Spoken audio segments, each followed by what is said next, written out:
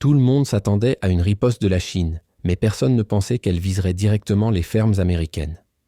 Les États-Unis ont récemment augmenté les tarifs sur les produits chinois, ce à quoi Washington s'attendait, bien sûr. Mais au lieu de frapper les secteurs de la technologie, de la fabrication ou de la finance, la Chine a ciblé un domaine beaucoup plus stratégique, l'agriculture. Pourquoi cela importe-t-il ? Parce que l'agriculture n'est pas simplement un secteur comme un autre. C'est l'une des plus grandes forces économiques des États-Unis. Chaque année, les États-Unis exportent pour plus de 150 milliards de dollars de produits agricoles. La Chine fait partie de leurs plus grands acheteurs. Et maintenant, cette porte se ferme rapidement. Ce n'est pas seulement une question d'argent, c'est une question de pression. La Chine ne touche pas seulement à l'économie américaine, elle attaque le cœur de l'Amérique rurale. Pourquoi ? Parce que c'est là que se trouve la base de soutien la plus importante de Trump. Si les agriculteurs ressentent la douleur économique, la pression politique va se déplacer. Et c'est exactement ce que la Chine veut. La question qui se pose est donc la suivante. Est-ce le premier coup d'une guerre commerciale totale que les États-Unis ne peuvent pas se permettre de perdre ? L'une des raisons pour lesquelles l'agriculture américaine est si puissante réside dans ses exportations, et la Chine vient de mettre en danger ce système. Pourquoi est-ce un problème majeur ? Les États-Unis ne nourrissent pas seulement leur propre population, mais aussi une grande partie du monde. Plus de 20% des récoltes et de la viande américaine sont vendues à l'international, et la Chine faisait partie des plus gros acheteurs. Jusqu'à présent, la Chine sait exactement où frapper. Le soja est un des produits phares. Chaque année, les États-Unis envoient des dizaines de millions de tonnes de soja vers la Chine. Mais aussi le maïs, le bétail et le porc, tous des produits américains majeurs. Et maintenant, tous sont en danger.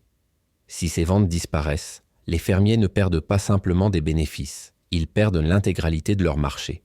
Ce qui aggrave encore la situation, c'est que les récoltes ne peuvent pas simplement être mises en stockage indéfiniment. Si la Chine arrête d'acheter, l'offre s'accumule, les prix chutent et les agriculteurs subissent immédiatement les conséquences. La Chine joue ici un jeu à long terme. Ce n'est pas seulement une question de réduire les importations américaines, c'est aussi une question de s'assurer que l'arme commerciale la plus puissante des États-Unis perde son efficacité.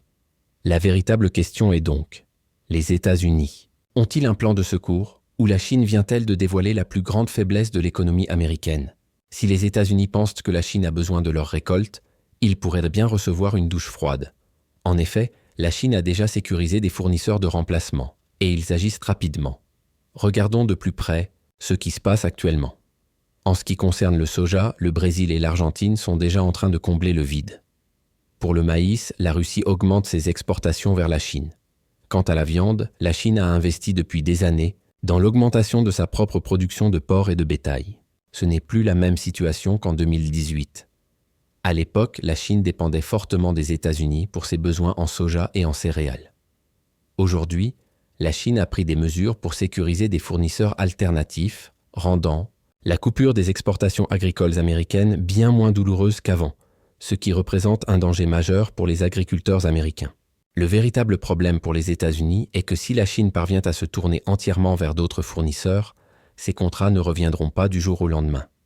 Le Brésil, l'Argentine et la Russie sont prêts à prendre ce business de manière permanente. Une fois que la Chine arrête d'acheter des produits agricoles américains, il est fort probable que cela dure longtemps, voire indéfiniment. Perdre un contrat dans le secteur technologique peut être compensé par un pivot dans l'automobile. Les remises peuvent aider à attirer de nouveaux clients, mais dans l'agriculture, la situation est bien plus complexe. Les agriculteurs ne peuvent pas simplement interrompre leur récolte. Les produits sont déjà dans le sol. Si la Chine arrête d'acheter, les dégâts sont instantanés. Les agriculteurs doivent encore vendre et sans acheteurs, les prix s'effondrent. Les chaînes d'approvisionnement ne peuvent pas être redirigées du jour au lendemain. La perte d'un acheteur majeur laisse les produits sans destination.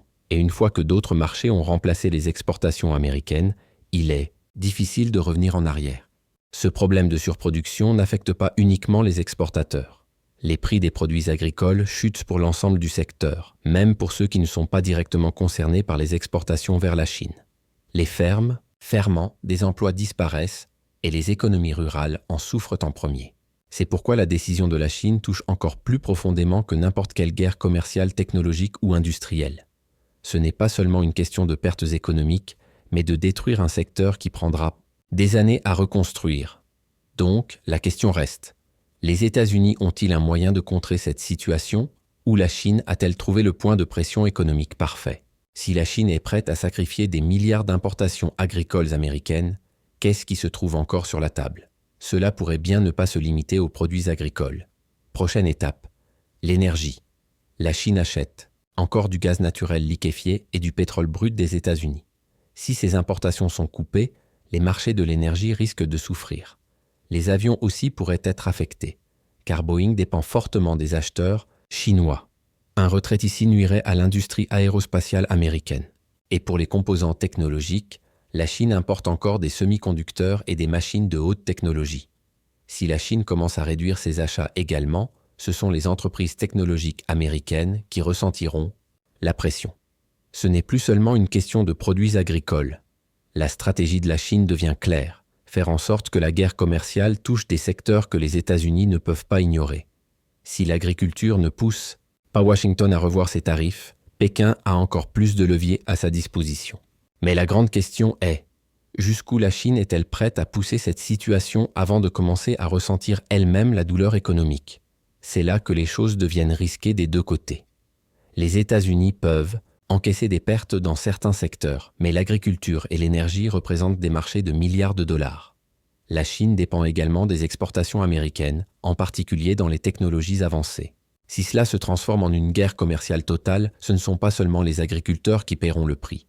Si la Chine ne s'arrête pas là, quel sera le prochain secteur à être frappé?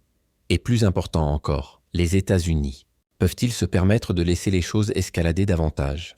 Escalader une guerre commerciale est facile, mais la gagner, c'est une autre histoire.